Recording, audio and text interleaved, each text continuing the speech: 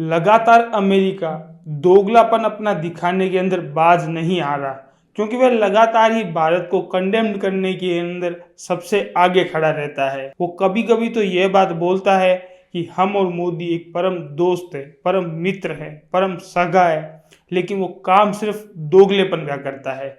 क्योंकि अमेरिका अभी फिलहाल उसने ये बात का आरोप लगाया है कि भारत लगातार अमेरिका के अंदर ड्रग्स को सप्लाई करता है। क्योंकि अमेरिका एक मुंह से ये बात बोलता है कि हम और मोदी तो एक तरह का मित्र है, सखा है, और एक तरफ जब मोदी एससीओ समिट के अंदर जाते हैं तब वहां पुतिन से और राष्ट्रपति जिनपिंग के साथ मुलाकात करते हैं, तब उसको बहुत बड़ी मिर्ची लग जाती है। और मिर्ची लगने पर वो ट्वीट करता है कि हमें और मोदी के रिश्ते अभी कुछ सही नहीं है, और इसके साथ साथ वह अपनी बातों को लगातार बढ़ाता रहता है और लगातार टैरिफ भारत के ऊपर डाल रहा है। और वह ये क्या साबित करना चाहता है कि वह इस टैरिफ से भारत को झुका पाएगा, और वहीं भारत सीधा आंख से आंख दिखाकर यह बात बोल रहा है कि तुम चाहे कितना भी टैरिफ लगा दो, हम तुम्हारे सामने झुकने वाले नहीं हैं। और दूसरी बात यह है कि डोनाल्ड राष्ट्रपति ट्रंप लगातार नोबेल पुरस्कार प्राप्त करने के लिए यह बात का लगातार कंडेम करते हैं कि मैंने भारत और पाकिस्तान के अंदर युद्ध रुकवाया था, और जबकि उनका कोई भी हाथ नहीं था, क्योंकि भारत इस चीज के लिए पहले भी तैयार था कि अगर युद्ध होगा तो पाकिस्तान को करारा जवाब मिलेगा।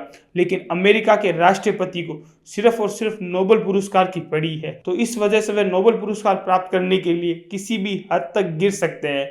और वे लगातार अभी इन बीते दिनों के अंदर भारत के अंदर लगातार अपना स्टेटमेंट जारी कर रहे हैं। और भारत के जो ये मार्केट क्राइसिस है वो आप सब लोगों को दिख सकता है, क्योंकि भारत के इस मार्केट के अंदर लगातार सोना बढ़ ही रहा है, घटने का नाम तक नहीं ले रहा। जहां सोने की कीमत 80,000 से 90,000 के बीच के अंदर रहने वाली थी, वही आज गोल्ड 1,17,000 के पार पहुंच चुका है। और वहीं चांदी जो कि 50,000 से 60,000 के बीच में रहने वाली थी, आज वही चांदी 1,26,000 27,000 के पार पहुंच चुकी है। क्योंकि अमेरिका जिस प्रकार से ये टैरिफ बढ़ा रहा है, यह टैरिफ ना ही अमेरिका के लिए सही है और ना ही भारत के लिए।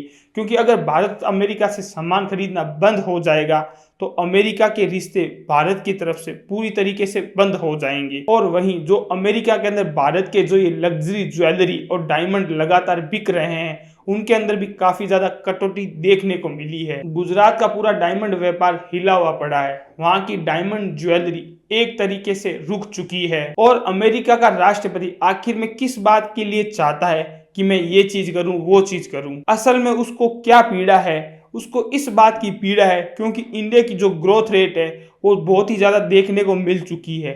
इंडिया लगातार 100% से भी ऊपर उछाल मारकर अपनी ग्रोथ रेट दिखा रहा है। अमेरिका को इस बात की बहुत ही ज्यादा चिढ़ हो चुकी है। और दूसरी बात, जो अमेरिका के राष्ट्रपति डोनाल्ड ट्रंप है, जो कि अपनी टोपी के ऊपर हमेशा एक ही बात लिखते हैं, मेक इन अमेरिका, उसका सपना पूरा करने के लिए शायद उनको बहुत कुछ झेलना पड़ेगा। वो काफी देशों के साथ मिलकर ये बात बोल रहे हैं कि भारत लगातार अमेरिका के अंदर ड्रग्स सप्लाई करता है। इसका मतलब ये नहीं है कि भारत की गवर्नमेंट लगातार उन पर कोई एक्शन नहीं ले रही है, एक्शन ले रही है, लेकिन फिर भी अमेरिका इस बात के अंदर बाज नहीं आता, क्योंकि झूठे इल्जाम लगाने के अंदर। अमेरिका को इस बात का अंदाजा नहीं है कि जेनजी नाम की एक प्रजाति अमेरिका की ही फेमस है, जो कि ड्रग्स हमेशा लेती है।